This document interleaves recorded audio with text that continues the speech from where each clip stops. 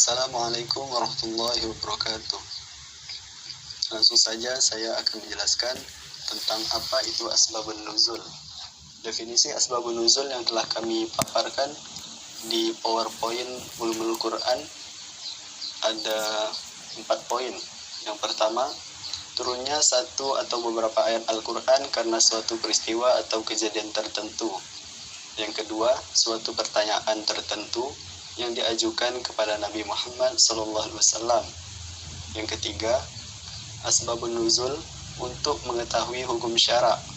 Yang keempat, untuk menafsirkan sesuatu yang berkaitan dengan agama, kemudian turun satu atau beberapa ayat. Nah, kemudian latar belakang asbabun nuzul.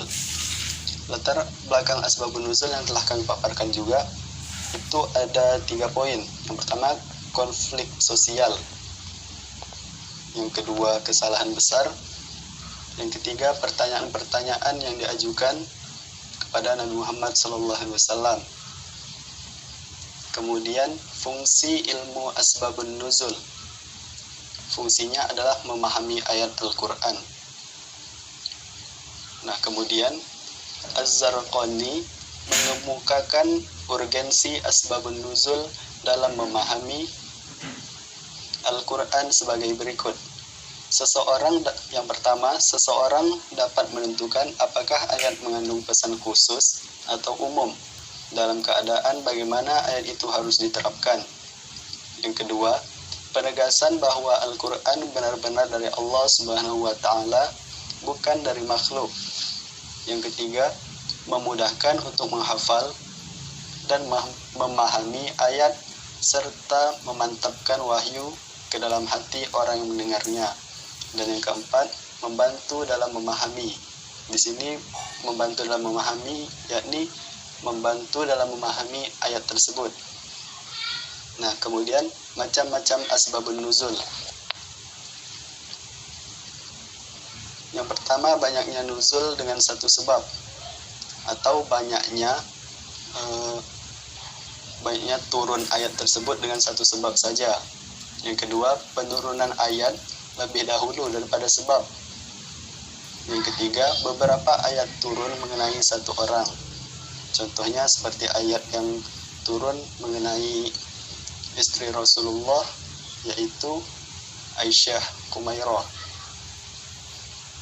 Nah, kemudian lafaz dan ungkapan asbabun nuzul.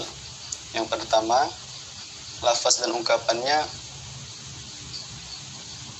sering tertera itu seperti sebab turunnya ayat ini ialah.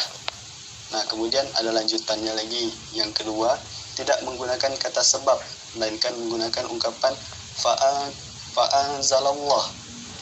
Nah, kemudian ungkapan kata yang tidak menggunakan kata sababa dan juga tidak menggunakan fa setelah peristiwa, melainkan menggunakan kata fi sebelum menjelaskan peristiwa.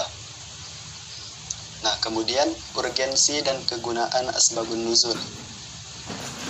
Yang pertama, membantu dalam memahami sekaligus mengatasi ketidakpastian dalam menangkap pesan ayat-ayat Al-Quran. Yang kedua, mengatasi keraguan ayat yang diduga mengandung pengertian umum. Nanti akan kami jelaskan lagi. Nah, kemudian pengertian maki dan madani akan disampaikan oleh saudara Muhammad Theo Renaldi. Kepadanya kami persilahkan. Assalamualaikum warahmatullahi wabarakatuh.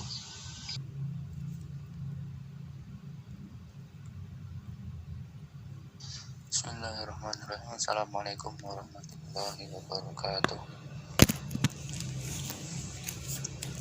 Selanjutnya saya akan menjelaskan tentang pengertian ilmu maki dan madani.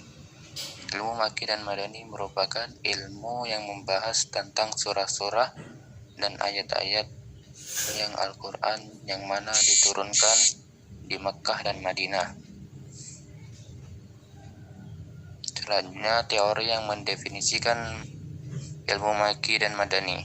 Yang pertama ada teori geografi, yang kedua ada teori subjektif, yang ketiga ada teori historis, Yang keempat ada teori kandungan analisis. Selanjutnya ada ciri-ciri maki. Yang pertama, ayat dan surahnya pendek dan susunannya luwes dan jelas.